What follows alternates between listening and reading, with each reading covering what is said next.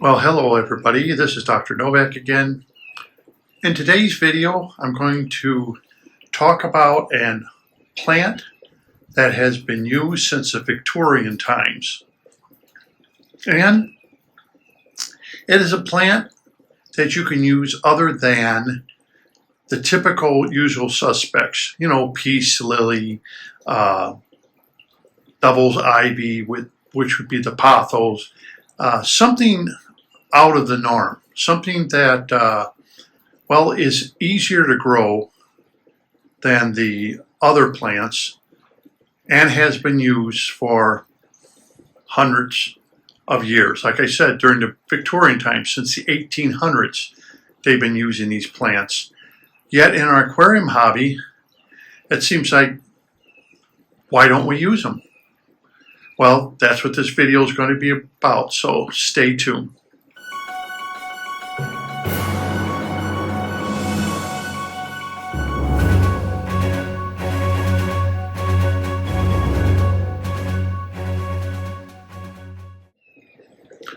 Okay, this is Dr. Novak, and I'm going to tell you about this amazing plant that takes, it doesn't take a lot of light.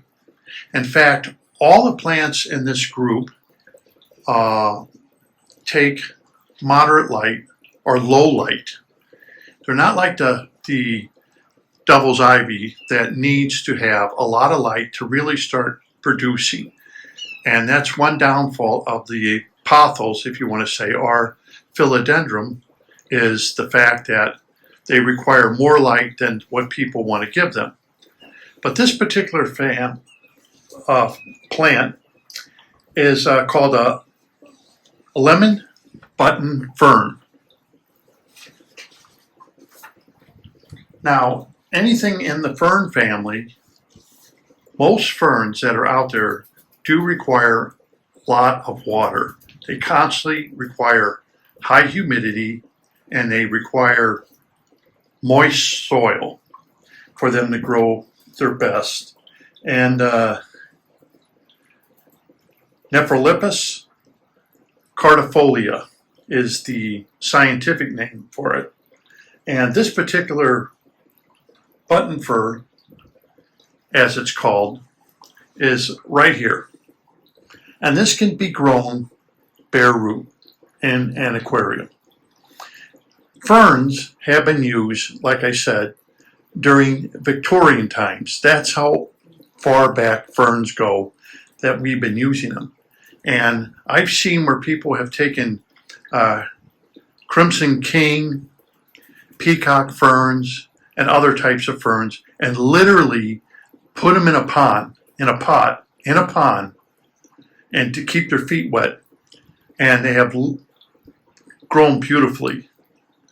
Because ferns don't like to really get dried out, and ferns need moisture. If you don't give them a lot of moisture, ferns, they will dry up and they'll just fall apart on you. But with a lot of moisture, they won't fall apart on you. And it's kind of strange that I'm saying this, but during Victorian times, you would figure that did they have a lot of moisture in their homes?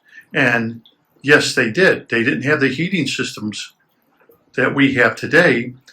Basically, they only had radiators. So if you think about it, radiators were the common heat in a home. So therefore, homes, they would put maybe like a container on top of the radiator to put moisture back in during the winter months. But the good thing about ferns is they don't require high light. They require low light. They are one of those plants that do not want direct sunlight. Yes, you can put them under the artificial light like we have if you're using the can lights like you see here. But let's say if you just have a strip light, you don't need it. These are moderate light plants.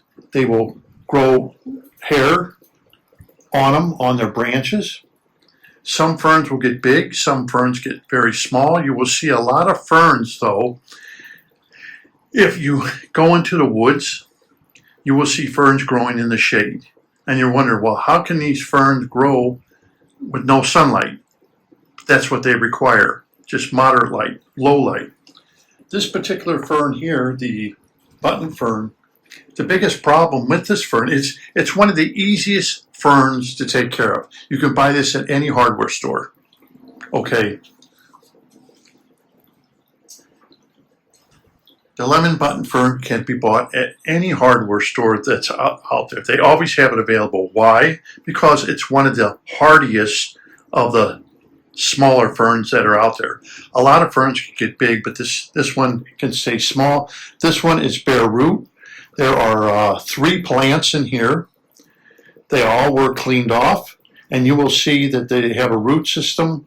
But one problem with these ferns that people have when they put them in their house, the biggest problem is they dry out. So because of that, some people will try to spray them, okay, to keep the moisture of them. Sometimes that works and sometimes that doesn't work. But in the aquarium, as you see here, they work perfectly because the humidity from the aquarium is constantly keeping that humidity high. They need to stay moist. And that was another thing with ferns. Another big problem with ferns is you have to keep the soil of ferns constantly wet. Where most plants, if you keep the soil constantly wet, they drown, except like for your devil's ivy. It won't drown. But most plants are going to drown if you keep them. Your plant like this, your bamboo, it's doing okay, but I think it's dying. I think it's drowning myself. I think the water level's too high for it. So that's a touch and go thing. And you got your other plant that's out there, which is the peace lily. I'll show you a peace lily.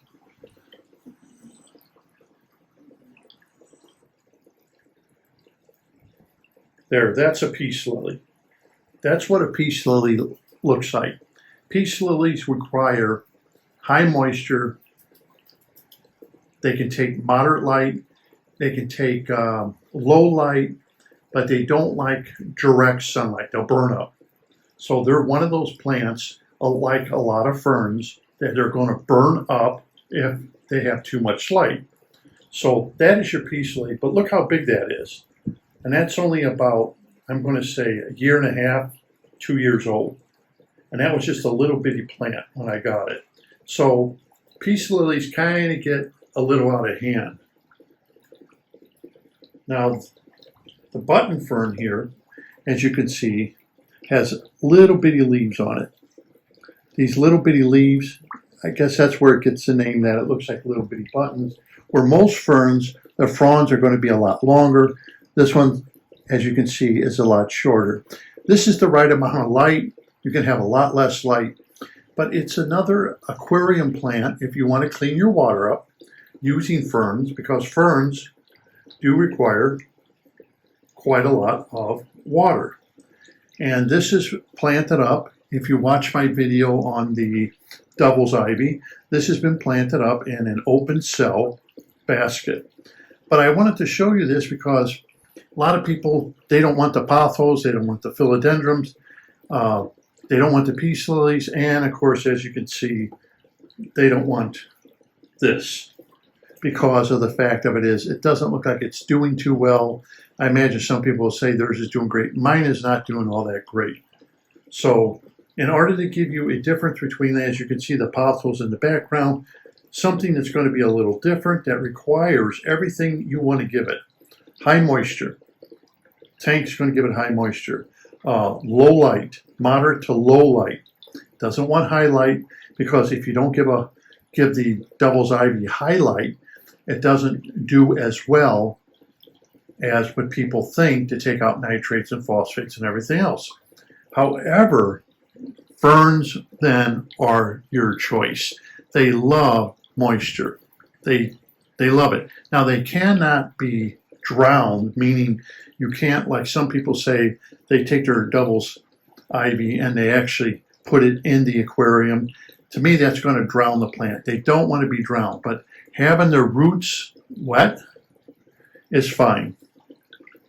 They like moist soil, and that's the biggest problem with ferns, is why they fail on people, because people don't keep their pots that they're in moist. Second thing is you have to have the pot that they're in breathe. So ferns do better in a pot that's breathable than a pot that is not a breathable pot. But in this case, since we have an open cell basket, so the roots now can take the nutrients out of here, they're going to do that, and they'll develop a root system. Now, ferns, I'll show you one thing that ferns do, and we'll take a look at a crimson king fern.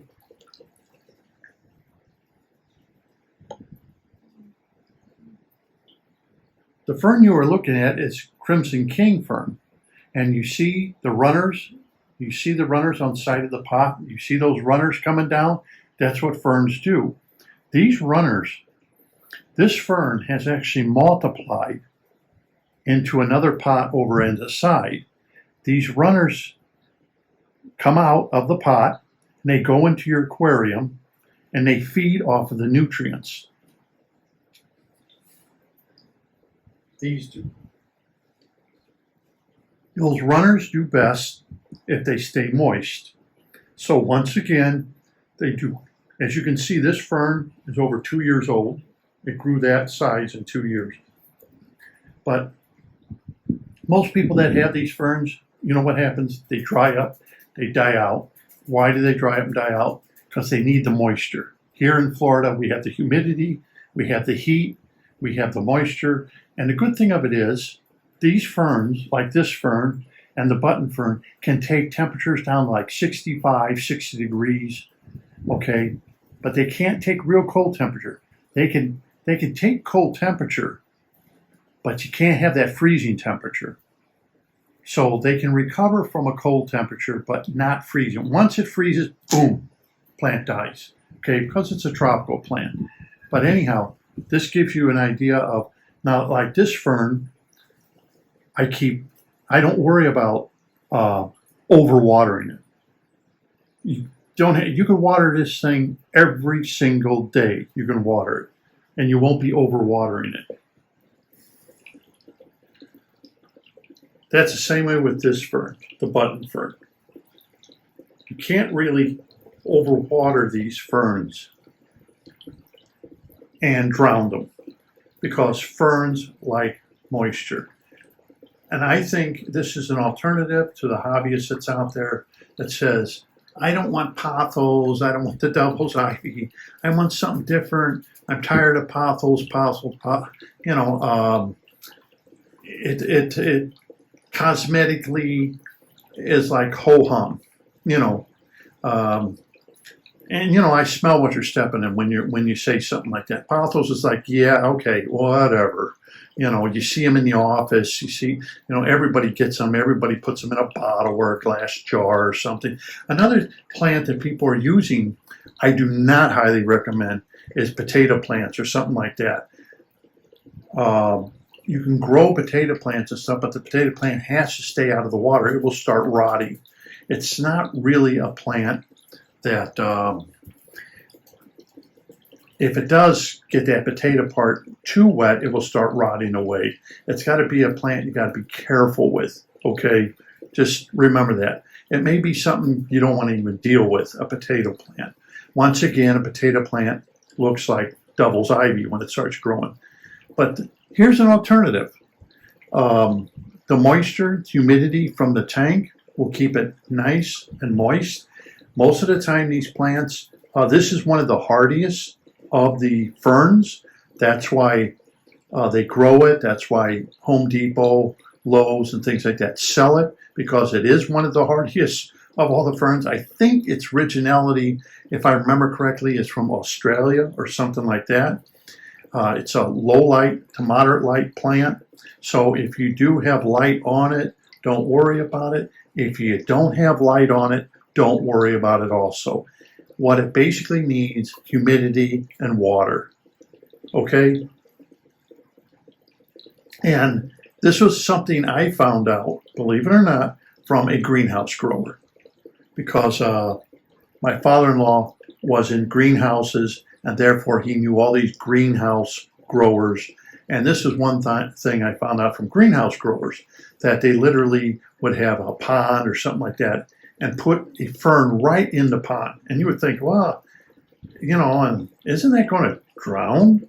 And oh no, they require high amounts of water, ferns do. They always like their soil to be wet, where most plants, that would become a bog plant that constantly wants its feet to be wet or in moist soil, because if the roots can't get enough oxygen and dry up some and then get oxygen to them and then get moist again, they wind up drowning. Where ferns don't seem to do that. They seem to go pretty good. So I thought I'd make a short video just to let you know, short video. Are any of my videos short? I thought I'd make a short video to let you know, here's another alternative. You use the basket. If you've seen my video on you can use the basket here. Once again, I show you how to make one, how to do everything. I think it looks nice. It gives you a nice frilly look, and maybe you may want to try it out. So until next time, this is Dr. Novak. I want to thank you for watching, and please subscribe to my channel so I can give you more hints and content of plants that you can be using, how to keep your fish going. This tank right here, in case you're new, uses a plenum.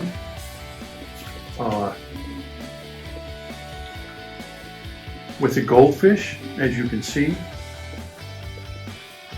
And this is sitting out in the lanai. So that's another thing, is it will take the cold weather.